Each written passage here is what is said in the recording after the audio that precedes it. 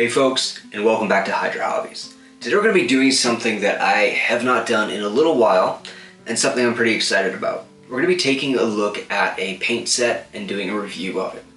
Now this is for the one-step paint set from Monument Hobbies, which, if I got my timing right, should be launched just about as this video comes out.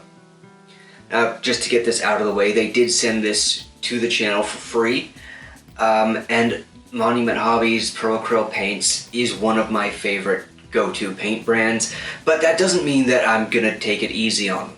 If anything, it means that I want this to live up to the high standards that I believe they already set with their regular paint range. That said, what we're going to do is take a look at the 12 colors inside this set, and if they're useful as tools for beginner painters, as well as how they compare to the myriad of ranges that are already out there, because, let's be honest, this is coming to the table a little late. There's already contrast paint, speed paint, XPress Color, scale color, all kinds of things that are already out there that do the job these are meant to do, which is one coat of paint, giving you a base layer and a contrast. That said, this kind of paint is a really popular tool, both for beginner painters all the way up to pro level painters. So I'm eager to take a look at them. And the first test that we're going to do today is going to be to look at consistency across the range and just see what colors are in it. By consistency, what I mean is the level of pigmentation. I want all of the paints to have similar levels of pigmentation, because that is a problem in some other lines of paints where you don't know if you're going to get something that is super highly pigmented or that's barely a glaze, as well as the finish across the line. I want all of them to look like they have the same level of matte or satin finish to them. Alright, let's have a look. Here is the first color that I've pulled out of the box, and this is simply called Dark Green, which is kind of a refreshing change. Tells you exactly what to expect from it, rather than an obscure name that doesn't actually tell you what the color is. It just says right on the tin, dark green. I like that personally.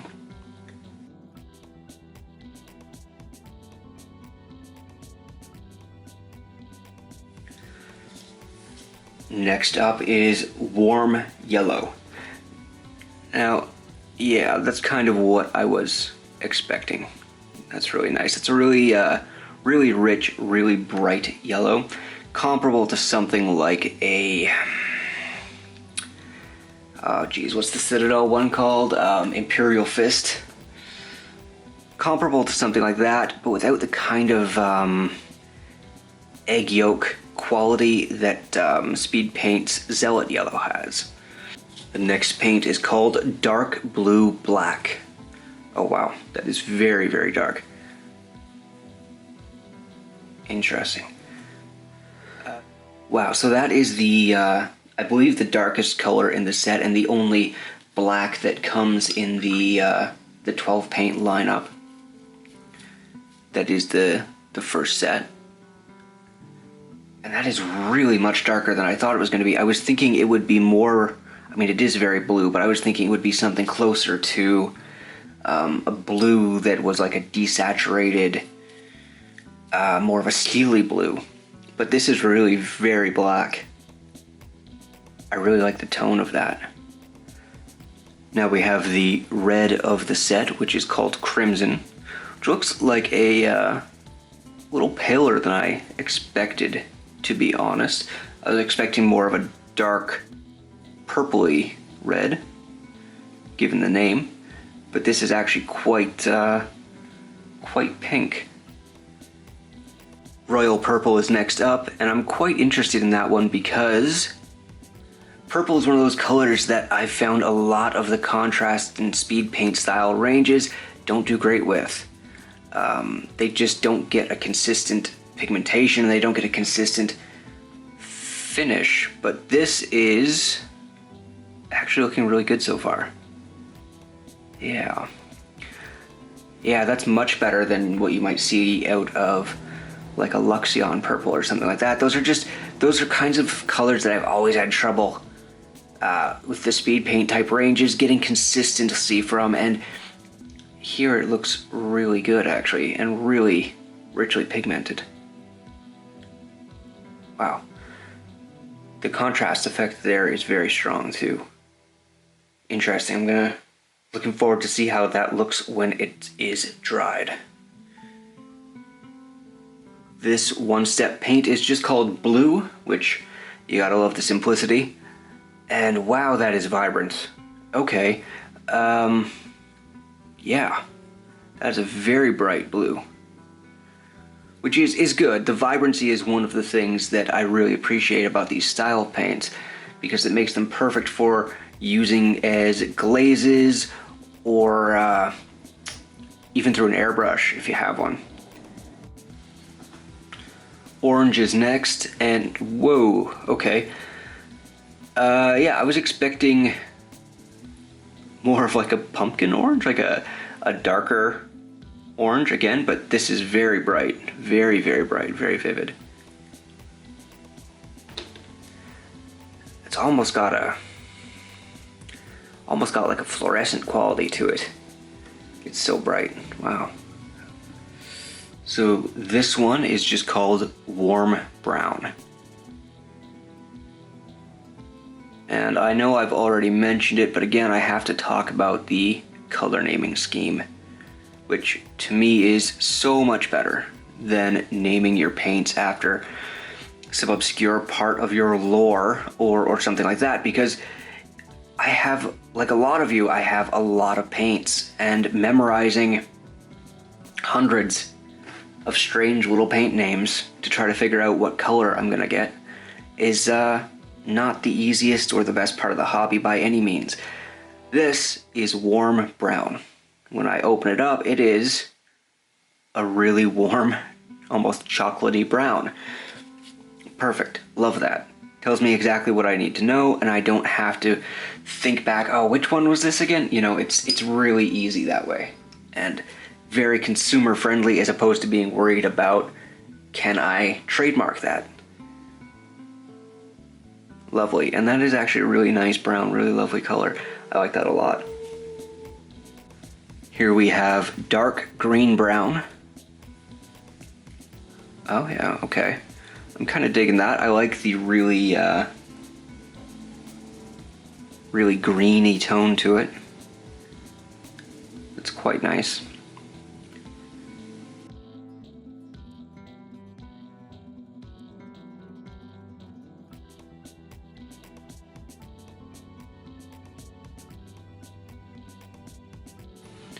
Here we have graphite gray, which, as the name implies, is a nice dark gray.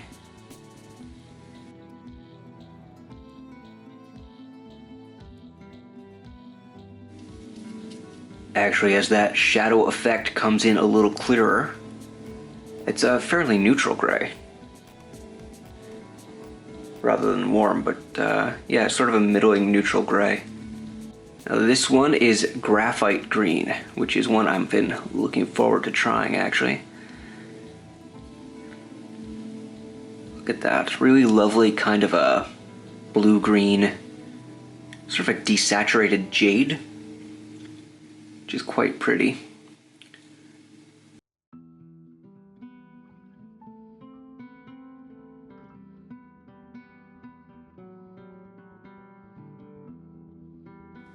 Now this one is the last paint in the set, and interestingly it's the only one that isn't named after just the color you can expect inside of it, and that is Shadow Flesh, which is, as you would expect, kind of a brownish flesh tone.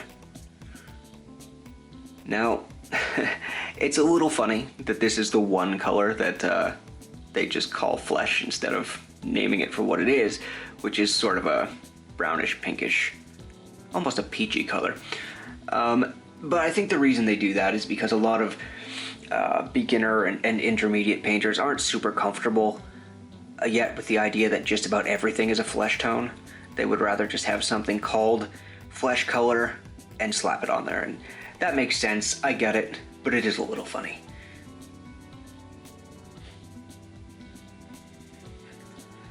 Now that was every paint in the set, but I am going to try one more thing. And that's because they sent along this as well. This is the Pro Acryl Medium One-Step Special Sauce. Yep, that's what they've called it. I love it. Now this is for thinning down the one-step paints, or alternately for making other Pro Acryl paints into one-step paints. So I'm going to grab one of mine off the shelf here and give that feature a shot. So because the red that came with the one-step range is a crimson, I am mixing up my own paint with their bold red and the one-step medium. Let's see how this comes out.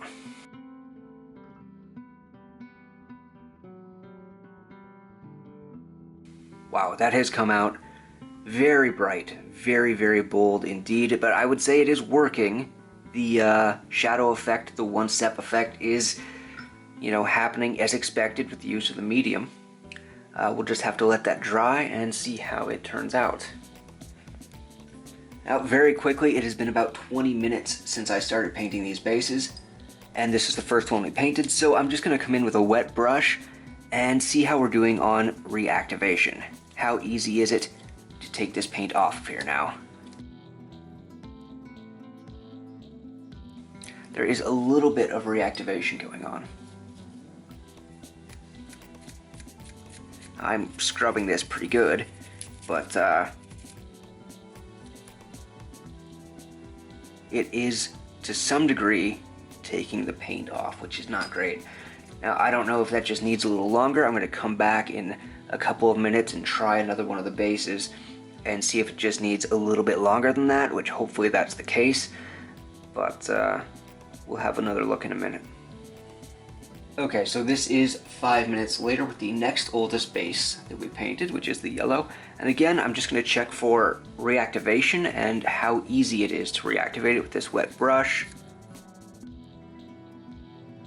Not really seeing any reactivation. I'm scrubbing it pretty hard, maybe a little bit. Not really though, and let's be honest, you're not going to scrub that hard when you're putting on a second layer of paint anyway, but still, yeah, it looks like it just needed a couple minutes more to fully dry, like maybe I rushed the first one. I'm not seeing any problem with it here, which is nice. Alright, let's have a look at all of the colors together. So here are all of the colors together, including the bold red that I made up using the one-step medium. I would say that they all have the same type of finish on them, the same level of satin and or matte finish to them rather, which is, I guess it's quite matte, but maybe not as matte as the regular Pro Acryl paints. Very, very slight satin finish to it.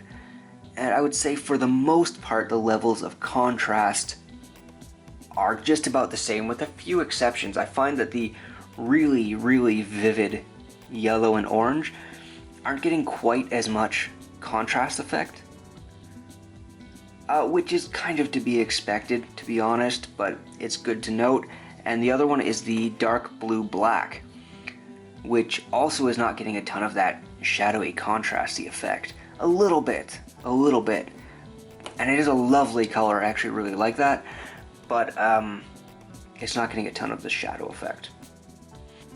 That said, there is a lot more to play with. We still have to try glazing and actually painting miniatures with these. So that's going to be our next step. I've got 3 different miniatures set up, and we're going to try 3 different techniques. So here are the 3 miniatures that I've picked out to work with today, and the techniques I'll be using and why.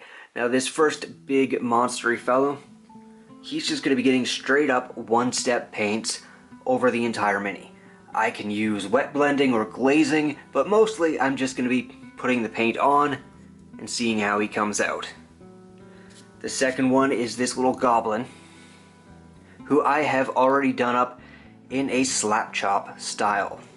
Now this is not my favorite way to paint, not something I particularly love the style or finished look of, but I know a lot of you do, and I know it's a very common step on the painting path for beginners and intermediate painters, and honestly it's where a lot of people stop, and that's totally fine. but I do want to see if it works. Even if I'm not the biggest fan of it, I think it's important that you guys have that information. So I'm going to do that Slap Chop Goblin. And finally, I have this dwarf from Dungeons and Lasers. And for this, I'm going to be using anything that I want to use. I'm going to be focused on the one-step paints, but I am going to layer up from them in my usual painting style, which is why it's done with the zenithal highlight as well. So because I'm just going to be doing that miniature, how I would use this style of paint on any other mini at any other time. That said, I'm going to start with this one, which just is getting straight one-step paints all the way across. I'm going to be starting with Shadow Flesh over most of this really raggedy, nasty looking skin. But as I come down onto the limbs, I'm going to blend some crimson into that to make the limbs look a little unusual and maybe a little sore. So I'm just going to wet blend that in, dragging the Shadow Flesh down a little lower on the limb than I actually want it. And then blending some crimson up into that. And here it is, using just that wet blending over the limbs and a little bit on the face to make it look like all that distended flesh around the mouth is sort of a painful thing for it. And I picked this miniature for this test specifically because I wanted to see what the one-step paints would do with all of the fur and with this kind of really sore looking, highly textured flesh. And I'm not disappointed. I think that turned out pretty great for having just one coat of paint on it. So after some debate, I decided on warm brown for our monster's fur. I'm just going to carefully base coat all around all of these spikes in the fur.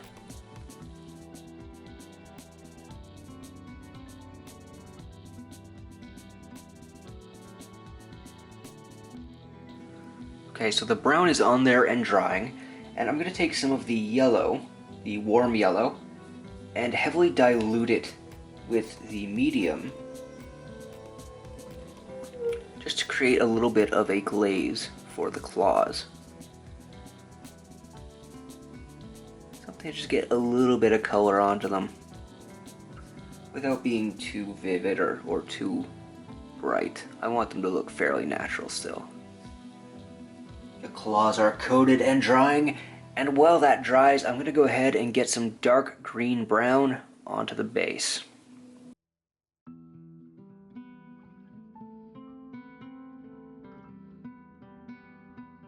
And that really just leaves a last few details. There are no metallics here, and while I could add some, and I don't think anyone would complain, I'm not gonna.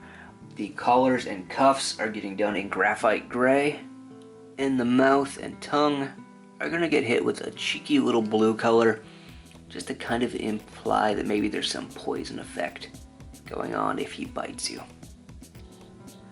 So there's the finished result, and this really wasn't anything other than just putting the one-step paints on straight out of the pots. I did a little wet blending, I did a little glazing, but I think those are pretty common techniques to use with this type of paint, so that's really not out of bounds in my mind.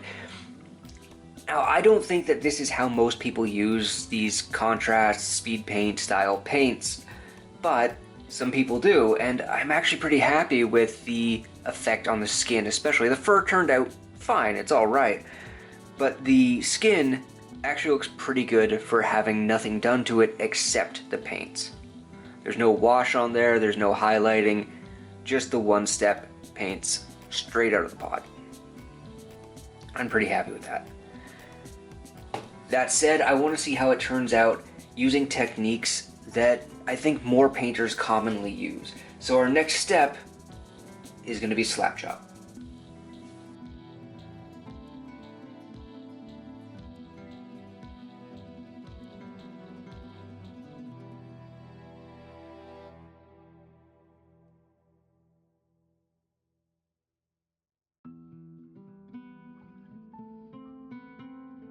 Now, if you are watching this and you are not familiar with slap chop, I hope you're having a good first day in the hobby. And no, I'm just messing with you.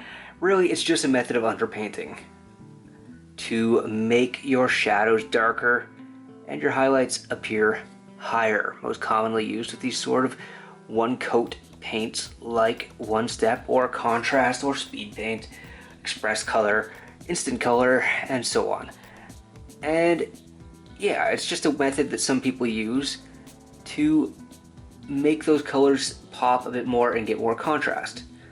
Now, I said I'm not a huge fan of it, and I'm not personally. I find that the shadows get too dark and you end up with sort of a grimdark look for the final product, which is just not really my thing.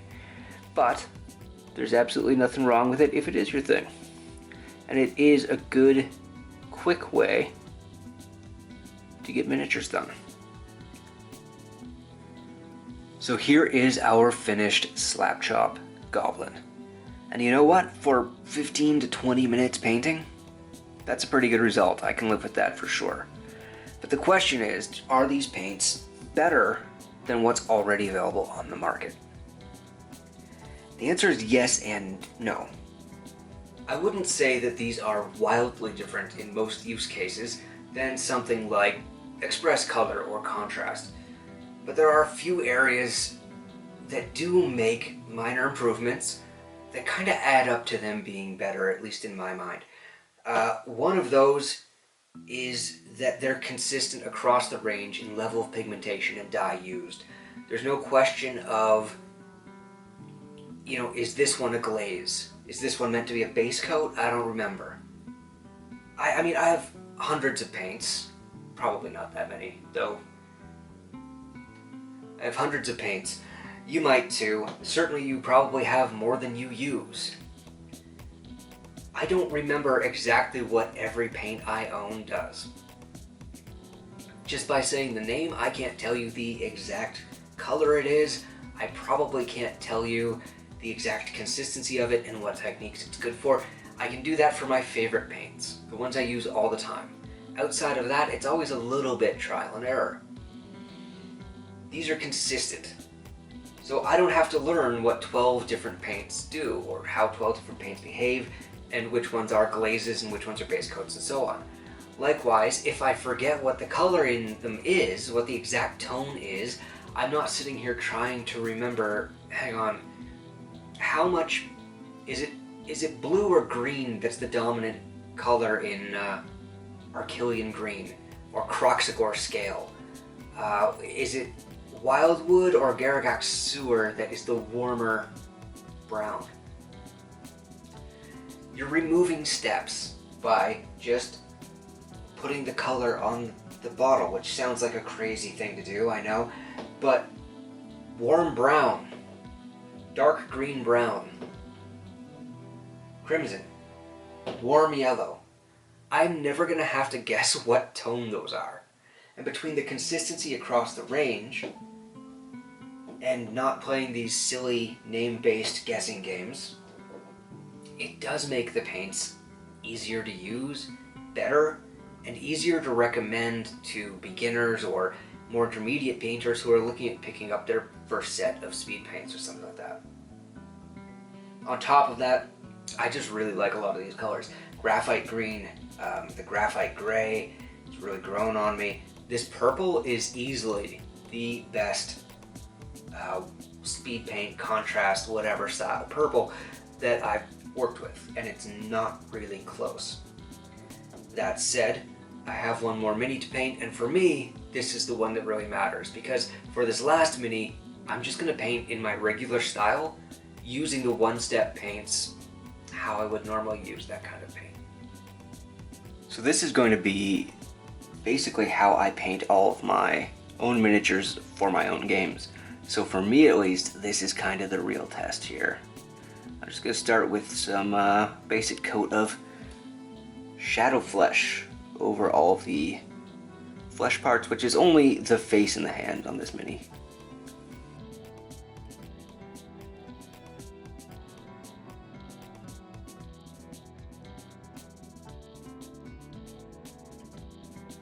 Now, I find that dresses and robes like this are an excellent way to test these kinds of paints because you see both how they interact with the folds of the cloth as well as how they sit on large, flat surfaces, which for a lot of paints of this type are a struggle.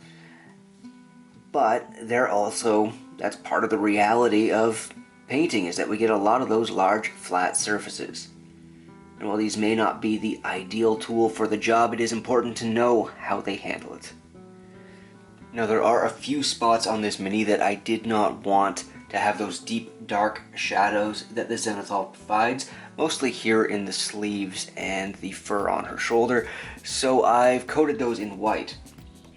And what I'm going to do now for the sleeves is just take a really thin glaze of the blue one-step paint and see if I can get her sleeves to just kind of have some light blue tinting to them. Wow, these are really strong paints, really deeply pigmented, but I think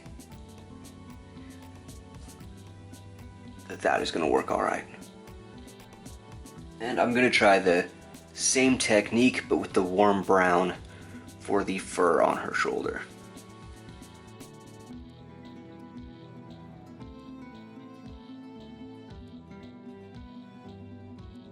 So here's where I've landed with just the base coats. And aside from the metallics, everything has color on it now. But for me, the real magic with this type of paint is bringing in the volumetric highlighting. Like, this looks fine as a starting point, but really things aren't going to start to pop until you start to highlight. So that's the next step. I'm going to start with the flesh tones and the blacks and just see how much we can make these colors pop. Let's get started.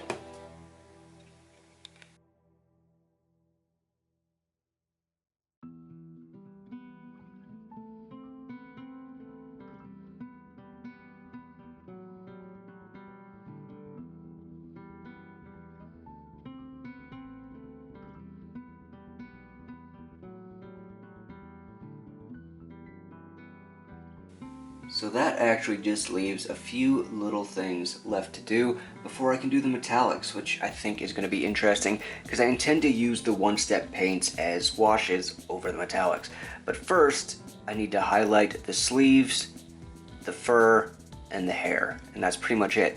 And I'm going to be using very similar techniques for most of this. For the sleeves though, I'm taking a pure white, which I almost never use, but in this case I'm going to, and I'm just going to hit very tiny highlights on the sleeves just to give them a little pop. The fact is that I think that the one-step paint did a lot of work on those already. I don't want to do too much with them. I just want to bring them a little bit back towards having that white highlight, which you should be pretty sparing with. I almost never use pure white, but in this case it seems appropriate and is going to help make the sleeves pop just a little. With the sleeves and the shoulder fur highlighted, I'm just going to go ahead and do the hair, and this is just going to be one single highlight of kind of a bright yellow orange that I'm just going to catch the some of the strands of hair with. You don't have to get all of them, and you don't have to get the whole strand. Just like that, just to add some variation, because natural hair colors do tend to have a lot of variation in them.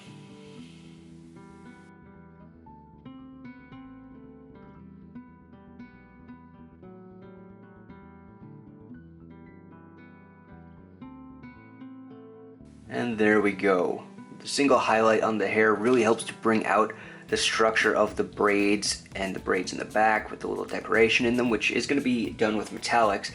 But for now, I think that looks pretty good. You could go up one higher than that if you wanted to and do like a touch highlight, but I don't really think it's necessary. I think for now, the best thing I can do is get the metallics on here and go from there and see if anything else needs a little more work.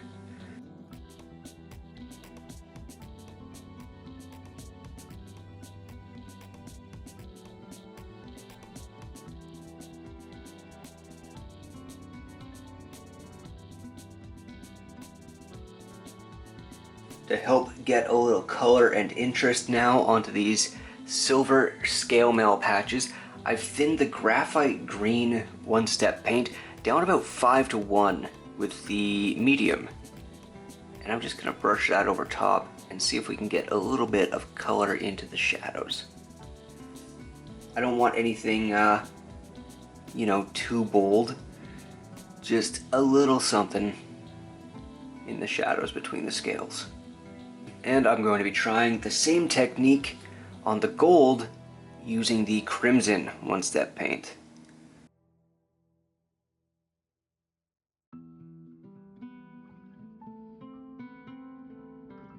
While that dries, I have just a few of the most basic tasks left.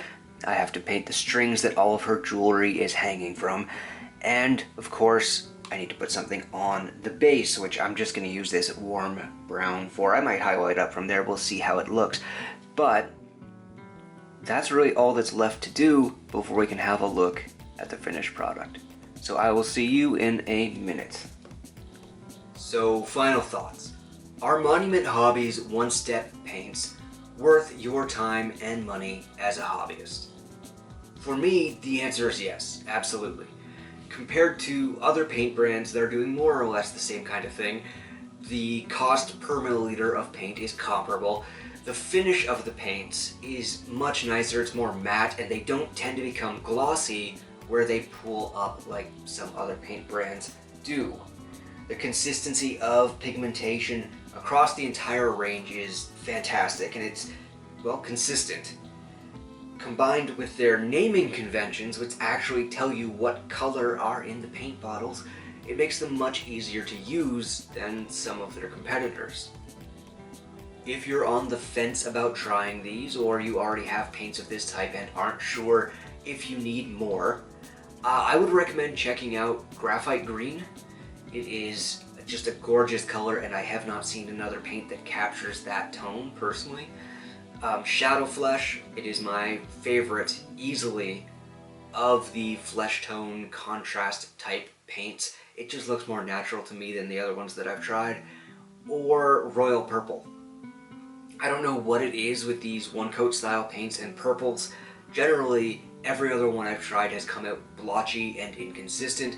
The Royal Purple from One Step is easily the best purple one coat style paint that I have ever seen.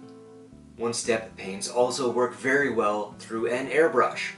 It's probably no surprise, but I've been working with these paints off camera as well, and part of that has included using them through an airbrush. They retain their consistency, they retain their vibrancy, they don't need to be thinned. This type of paint is ideal for airbrush work, so if that's a technique you use, these also work very well for that. So are there any weaknesses to the range? Well, some people might say the dropper bottles. There's a real love-hate relationship with these bottles that people have. I like them, I think they work just fine. I actually think they work better for the one-step paints than the regular acrylics. That said, I think just about every bottle type out there for paints has someone who says it's the worst, and it's literally ending the universe, and other people who say it's great. So I'm not too worried about that. The range is a little small, and it's certainly missing colors, but this is the first entry in the paint range, so that shouldn't be shocking either. There are 13 colors, I believe, 12 colors in the range, as well as the medium to make your own colors, which I'm going to play with a little later in a future video. But I don't really have a problem with it. I like the color selection for the most part. There's probably one or two that aren't to my taste, like the really deep green and the orange. I'm not sure I'm very fond of. But that's just personal taste. There's nothing wrong with those paints. I just don't use those colors that much. Overall, I think it's a pretty great selection, but certainly it's a smaller paint range than you're going to see from Vallejo or Army painters who have been at it a lot longer. If you're someone who already uses these types of one-coat paints or is curious about them, these are definitely worth picking up. The finish is lovely, the price is consistent with the rest of the market, and I really love the color choices, and the consistency across the range is just beautiful. I'm certainly going to be taking a few paints off of my shelf here to make room for these with my kind of everyday use paints. What do you guys think? Let me know in the comments what you think of these paints, or how you use this type of paint yourself. Do you do slap chop, or are you using it through an airbrush? Let me know so in the future I can make videos that are more tailored to what you guys want to see, and I make sure that I hit those tests so that you can see yourself if these are worth it for you. Thank you for watching. Please hit like and subscribe if you've enjoyed the video and you want to see more, and I'll see you on the next one.